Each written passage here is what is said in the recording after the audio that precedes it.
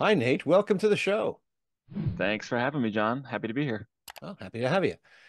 Well, we tried to get connected last year and something happened, but things get busy, people have lives and all that. But here you are finally, and I'm happy to have you here. Now, we're going to talk about a couple of your books and some of the things that you've shifted from your first book into now writing for children's books, and it sounds very interesting.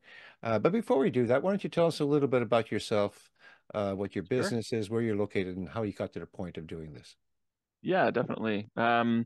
So I was born in upstate New York, so I tend to chew my vowels a lot. So the folks that watch this episode and listen to it will notice that, and hopefully it's not too annoying to them. But I have been around the country a couple times. Went to school at Arizona State University, and lived in Arizona for a while, and then formed my own or my first consulting firm that took me across the country.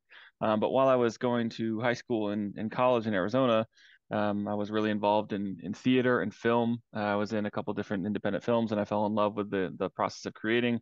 And flash forward to my first company. I moved out of away from Arizona and really felt like I was missing something in my life, a creative outlet in my life. And so I started to write what eventually became Welcome to the Flu back in 2015, I think.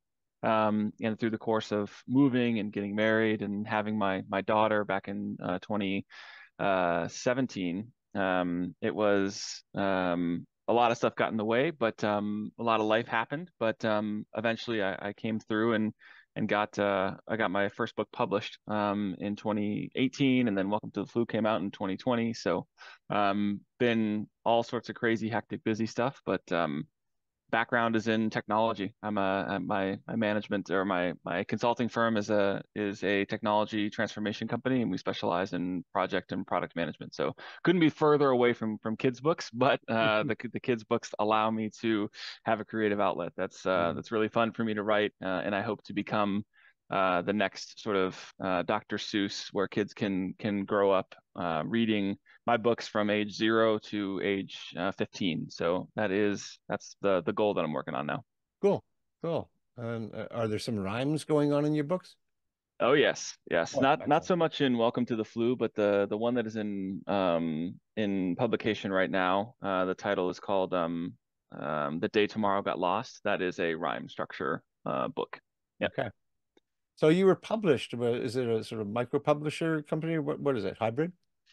So the first book that I did, which is a professional book, which I've moved on from there, was a self-published. But then Welcome to the Flu is a regional publisher, Brawler Books. I know Dave Brawler very well. He was an excellent confidant and working collaborative partner, and I couldn't recommend Brawler Books more. They help bring Welcome to the Flu to life. And then the current publisher that's working on my next book, the Day Tomorrow Got Lost, is Pegasus Consulting, and they're actually based in the United Kingdom. Hmm. So working with them now. Yep. Well, good for you. Thank you. That's, not everyone can do that. So you've got that battle already because purely self-published books have a hard time selling. So welcome to the flu. How's that being received? It's pretty good. A lot of I find it does well with kids that are a little bit older, right on the cusp of, I would say, independent reading. The folks are the kids that like to read for fun, seem to pick it up and enjoy it. It's a comic book style story, so it's not it's rich with illustrations and colors. The illustrator Katie did a fantastic job, and yeah, that the kids that are looking for a break from traditional books seem to really enjoy it. Well, of course, at my age, I'm glad to hear that children are reading. However, the cynical side of me thinks that that's probably not as much as they used to with all the distractions, the electronic distractions that they have. Am I correct in that? Is this an uphill battle in insofar as getting books into the hands of children?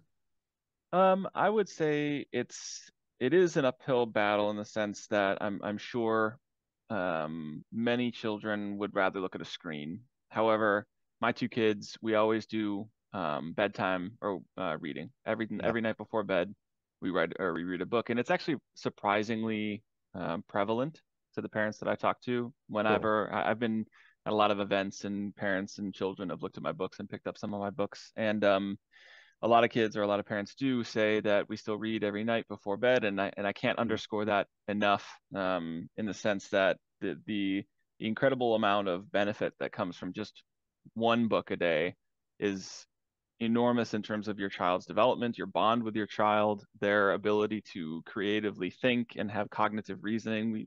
It's actually a very passion, and or it's a very big passion of mine, is that creative thinking is something that is difficult and intangible to really cultivate, but it starts at a very young age, and not being forced imagery from shows or from video games, and allowing your brain to work through either Yep. reading or spoken word is so critical to creative thinking. That's why, along with the book of Welcome to the Flu, I came up with the Fantastic Tales of Merriweather and Perryweather, which is the website and the whole platform where parents can read digital books, to their kids, from straight from their phone. So we have around half a dozen stories that parents can read from their phone, and do bedtime from your phone.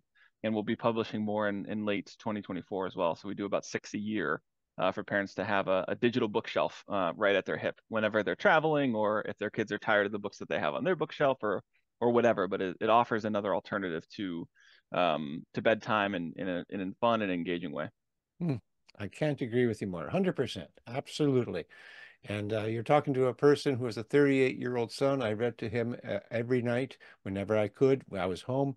Absolutely. And the results were exactly what you say. He is a grown man, Excellent. and he's exactly what you describe and what you're hoping for your children and for the Yes. children that are reading these books. Perfect. I'm with you 100%. Excellent. So let's take a look at this book, Welcome to the Flu. What's it about? It is about a little boy named Skip McCarthy who wakes up one day and feels a little bit under the weather. And it walks the reader through the trials of, the latest strand of the flu, and the main antagonist. His name is, Enza, or influenza, who's Mhm. testing out some new symptoms of the flu on Skip, in the hopes of spreading the sickness as far and as wide as possible. So it walks the user. It has a lot of action, and has a lot of, very fun, and witty dialogue between Skip and the personified, symptoms of the flu, as he tries to give himself some over-the-counter medicine, and end the day watching the Price is Right, as I used to do when I was a kid, and Yeah, when I was absolutely. sick at home. I used to watch, Bob and the Price is Right, whenever I was sick, at home with the flu. So it's sort of an Alice in Wonderland type of story of, a kid that is, experiencing other crazy things around him, and it follows his journey through his house to, give himself some relief from the symptoms of the flu. Okay, well, that's pretty simple. I mean, children don't know what being sick is. Right. Remind me, when was this written? This was It was written, I think, through the course of 2015 through 2018, and I Okay, think it was actually published in. I look at the published date was August of 2022. Yes, okay. Well, 2022. somewhere in there we had a pandemic. Yeah, Um, actually, yeah. that's pretty funny that you mentioned that, because when I was talking to Brawler Books, it was during the tail end of the pandemic, Okay. and they originally thought that it was sort of in response to that, or had something to do with that, which it didn't. It was just a story, and in fact, the genesis behind the story is even earlier than 2015, because this was a one act, play in my high school, Mm. when I graduated high school in 2010. Okay. So it was a one act play, and then we converted it. My brother actually helped me write the original, storyline for the play, and then I converted it into a comic book style book, through 2015 and 18, and eventually got published in 2022. Okay. How old are your kids? My daughter Mia just turned 7, and my son Luca, is going to turn 5 in September. Okay. Was having children, and you sound like you really love your ch children. I mean, we've been Yes. communicating back and forth, and you'll do anything for your kids. Having children, did that make you think about writing children's books? Is that where it comes from? Um, I think so, because like I said, I love Dr. Seuss books. One Fish, Two Fish is one of my Oh, of favorites. course. Yeah.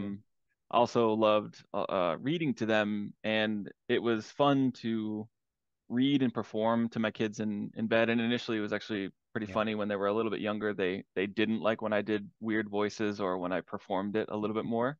Now they sort of dictate, do Yeah. this one with a sad voice or do this one with an angry voice. So it's kind of Excellent. fun to do that. So it has been an awesome process. I will say that they weren't the biggest fans of Welcome to the Flu when I read it to them, but as they get older, I'm sure they'll be able to read back or look back. I don't know. Hopefully they'll like it. They are my sharpest critics that I hope to satisfy one day. Yeah, of course. So this book's about having the flu and all that goes with it. You described it fairly well. In the future, are you looking to write books for children, helping them with certain issues that today's modern children are facing? Well, of course, they're the same things, but are done differently. Like, for instance, bullying or bigotry or any of those kind of subjects. Definitely, I think it's important to cross subjects that today's children will encounter. And in fact, the day tomorrow got lost. Sort of, it's very light, but it talks about the importance of friendship and when it's okay when things come to an end.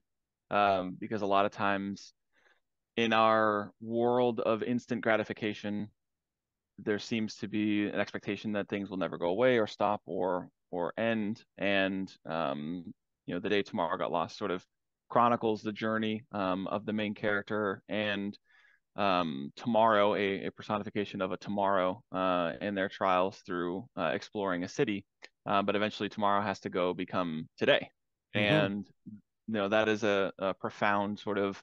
I don't want this fun to end. I don't want to leave. And I found a new friend, and there's definitely something there for today's children that are exposed to so much. They have so much at their fingertips. And it's while it may not be a very serious lesson. It's definitely something that will help shape character and expectations as kids get up and grow older. But Yeah. definitely other topics as well. I hope to weave and help make them easier for kids to understand and become comfortable with as I continue to write. Yeah. Yeah. Well, children are just people who aren't adults yet. And Yes, you think exactly. back to when you were a kid, you're looking at the adults and I mean, at least for me, I used to wonder, like, I'm going to be one of those. I wonder what it's going to be like. And books like Hmm. this can help. Yep, absolutely, All right. absolutely. So I'm curious about seeing the inside of this book because, children's books could be something, and I'm going to show my age, like the Hardy Boys. It was just, page after Yes, page of page writing, after page. maybe an illustration every now and then, or it could be Yep. very few words and a lot of illustrations. Which style are you going for? Definitely for Welcome to the Flu, it's a comic book style, so there's quite a lot, and I'll send you a copy so that you can see. But as Oh as yeah, you can, for the folks that are sort of looking online, yeah. you can see that there's little groupings of pictures with words, and sometimes there's a lot more text, and sometimes like there's a lot more text Oh, that's and a lot great. less words. But yes, it's definitely Wow. on the comic book side. Yep. How do you put a book like that together? Like, what's your part of it? Um. Like, I know you're writing the words, but someone else Yep. is deciding where to go, or is it a So collective effort? yeah, Katie, who was actually the photographer in my wife and I's wedding, she's fantastic and as a family friend. She and I took the better part of almost 2 years to illustrate it together, and I sort of felt like was a lot of fun for me because I got to be like a producer or a creative director because I would package stanzas and the words that I had and bring it to Katie, and we would have a Zoom session all like this because it was during the pandemic, so we couldn't Hmm. meet.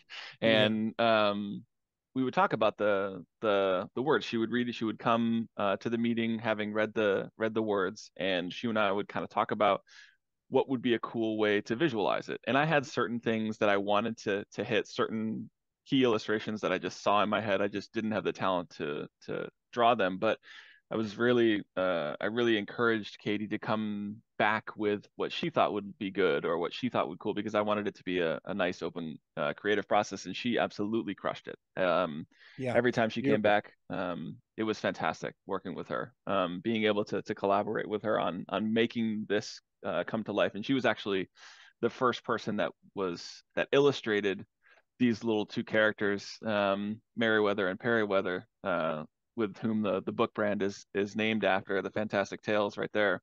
She was the one that did the illustrations, and she brought them to literal life. So that was her. She is the first person to bring them together, which always has a soft place in my heart. Okay. Are you planning to work with her on future projects as well? Yes, I would. I think there's probably going to be a part two to the Welcome to the Flu. Enza Strikes Back, something along those lines that I've been considering in the depths of my Yeah, creative process. And I look forward to working with her again yeah, on the continuation of the storyline. yeah. I mean, it's a commitment on everyone's part. It takes a long time Totally. to do something good. Yep. Yeah. You mentioned in the pre-chat that you have a YouTube channel that you put out some videos. What's that all about? Yep, they're all very linked. So maryperrystories.com is where I mentioned parents can go sign up, and it's free to sign up. We don't sell your data. It's just a place where you can go and get access to stories from the universe of the Fantastic Tales of Merriweather and Perryweather. And the site is very alive. I worked with a really great firm called iSynergy here in Canfield, Ohio, who did a fantastic job of bringing really the brand to life. And on the website, there are places for kids to do puzzles and download black and white versions of some of the key stories, and they can color them in. There's word search things, and then they can also go to the stories, and there is a YouTube link to some of the short stories that I wrote. Also have an accompanying animation for them on YouTube. So you can go watch one of them. One of my favorites is called The Way of Winter, which talks. It's a short story about winter coming to a close and spring happening. And there is an animated video that kids can watch. As well as reading along with it. It's sort of like if you're familiar with Maurice Sendax, he did sometimes had those animated animated sort of like I don't want to say clip art or stop motion animation, but Okay. it's very similar in Yeah. that it's like a book that literally has come to life. So Wow. very I grew up watching Where the Wild Things Are, like Right. not the big movie, but the 5 minute version of the book that was like on an actual recording. So Mm. all of that can be found online at maryperrystories.com. Wow. Great. Well, you certainly have a lot of passion that you've been pouring into Yes. this project of yours, but that can get costly as well. Have you discovered Yes. that? Oh yes, yes. This is a I don't want to say not for profit side of the equation, but I this is a passion project for me for sure, and bringing it to life is something that I find a lot of satisfaction and enjoyment in. I'm not really in it to sell a lot of books. If I happen to, that's fantastic. Like, Of don't course get it me is. wrong, that would be great. But I'm just as interested in having a kid enjoy the story. That Okay. to me is payment. All right. So yeah, So you've entered this world of writing for children. I imagine there's a lot of competition there. Have you discovered immense, immense? immense. Okay. So how do Yes. you deal with Yep. that? I don't know. I don't think I start off by not really looking at it as competition, because I work in technology, high tech, and everything is Mhm. competition. Mobile Okay. applications, all of that is competition. You try to usurp users and all that stuff. But Mhm. this for me is quite the opposite, the antithesis of that, in the sense that I can just if a kid likes a story, they like a story, and Sure. that's okay with me. Yeah. And I don't want to fight for shelf space. If they love mine, great. If they don't, also fine. Okay. Um, so I support all those that are that have a story to tell and want to get it out. Okay. Do you go to book fairs or planning to do any readings for children at libraries and stuff? Yes, I've done about a handful of events when Welcome to the Flu first came out in 2022 and 2023. And I have some more coming up later this year. and I'm actually going to work with the local school district because I would love to be able to Yeah. not only read to kids, but also, have some kids go through the process of creating their own stories and seeing their work come to life, which is a very fulfilling and creatively enriching process. Excellent. Um, my a quick aside on that, my dad is an abstract artist. He was a painter during when I was a kid, and always having that around had such an influence on what as a child you think is possible. So being able to cultivate that of just saying, hey, you can also do this very easily, and it takes no real effort. You just kind of have to know that it's a thing. Yeah. So if I'm able to do that with some kids that want to write a story or have something to draw or whatever, I would. That's the mission. Yeah. Without spreading yourself too thin, because you sound like you have Yes. a lot of things going on. Yeah, a lot of discs spinning. Yeah. Yep, Now we can we briefly touch on, let me just get it where it is there. Yeah, you say you wrote a book that wasn't for children. That was your first one. It's that's called correct. Conquer Life. Yes, that's You want to correct. talk about that just Um, briefly? Sure, yeah. I'm at the end of the day, I'm still a professional, and there will be a newer version of Conquer Life coming out over the next probably like next 18 months. It is a personal development book for people that want to improve how they manage themselves, day-to-day operations or team operations. Managing a team and managing yourself is exceptionally difficult, and there are certain tools and tips and tricks that I picked up from working in software in corporate settings that I've applied to my personal life that I wrote about in the book, and I've since kind of expanded upon the basic principles that are in Conquer Life, and have turned that into a whole platform to help others around me, first-time Yeah. managers, first-time employees, all the stuff to help them just cope with the idea that you're out of school, you're on your own, maybe you just got promoted. There's a whole lot that you have to kind of manage that's on the cognitive load, and being able to visualize it. A key point of my book is definitely something that I still go back to every day, even today. I talked to somebody through a new manager through the process of some of the principles that are in Conquer Life.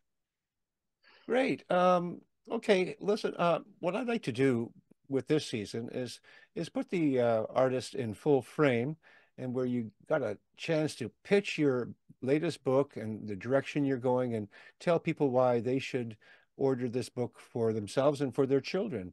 All right, so I would say parents, find yourself at maryperrystories.com where you can get all my books like Welcome to the Flu, which is a great comic book style story for those nearing independent readers to mix it up with the books that you have on your bookshelf, and my future book coming out called The Day Tomorrow Got Lost.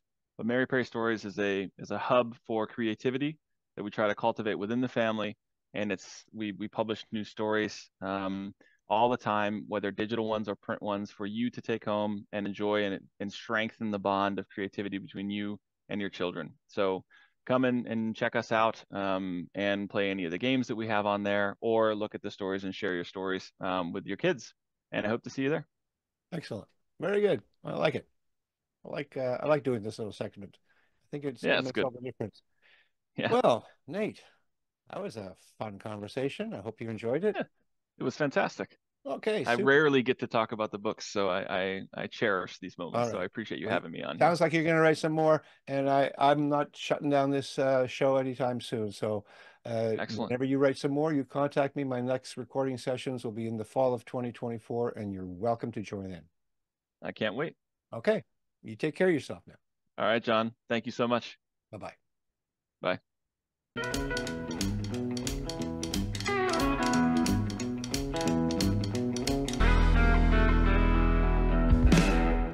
Thank you for watching. If you like what I do here on Tell Me About Your Book, then please consider hitting that like button and leaving a comment. You can also subscribe and ring that bell because I release 2 episodes per week, one on Wednesdays and one on Saturdays. And if you are an author, I would love to hear from you. Until such time, keep on writing and be kind to one another.